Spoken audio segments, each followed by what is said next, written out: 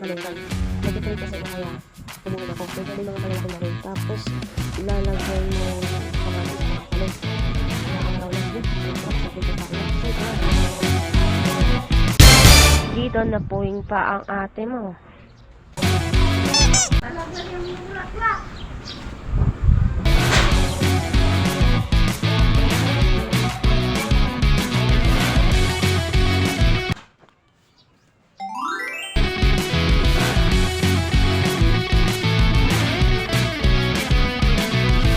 Dito kumuha ko ng upuan kasi hindi ko abot. Pati na rin yung jacket kaya sobrang init.